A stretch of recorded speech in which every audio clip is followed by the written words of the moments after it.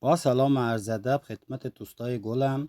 این اولین ویدیو من داخل یوتیوب هست که اومدم اولین ویدیومو در مورد سایت های که قول پول میدن، قول پرداخت های بالا میدن بهتون، یکی از اونا رو تست کنم و بهتون بگم که جریان چیه.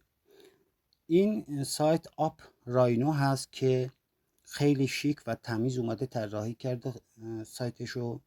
بعد تمام اطلاعات رو کاملا کتابی و شیک نوشته که کاربر گول بخوره و داخل سایت بشه و کارهایی که اینا میگن انجام بده. کارهایی که اینا میگن وقتی داخل سایت میشی میاد میگه که آقا روی هر یک از اینا، خب روی هر یک از اینا باید کلیک کنی بلی جلو و چند تا کلیک میخوره، میری میبینی، بعد دوباره برمیگردی یه پولی بهت میده که داخل این موجودیت ثبت میشه.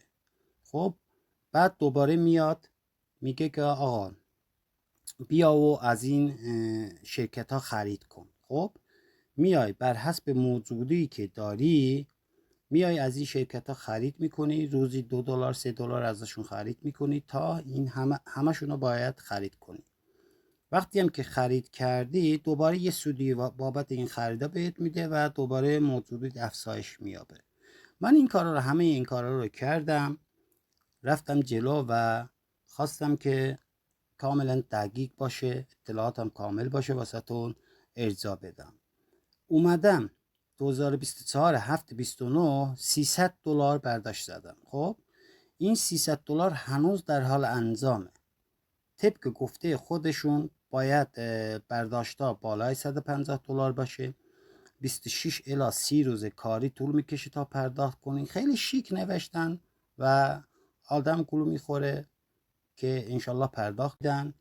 خیلی از سایت ها هستن که اینجوری هن و الکی فقط میاین که هر کاری که اینا بگم میکنی، به نفع ایناست، تبلیغات میگیرن واسه خودشون، پول میگیرن از تبلیغ و شما فقط اینجا الکی میاین و واسه اونا پول سازی میکنی. یه عرضی هم داشتم که هر رباتی یا هر سایتی ازتون ولت خواست، یه ولتی رو بهش بدین که داخلش خالی باشه. خب اگه خالی نباشه احتمال کلاهبرداری بالاست و پولاتون میره. بهتره که خالی باشه، هیچی داخلش نباشه، معرفی کنی داخل سایت، اگه واریزی داشت واریز کنه. البته بازم میگم من خودم همه اینا رو داخل کانال تلگرامی و اینجا یوتیوب واسهتون میذارم و استفاده کنین، انشالله که خوب میشه و درآمد بالای همه خواهیم داشت. با تشکر و درود.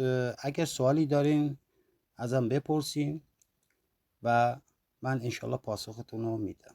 با تشکر.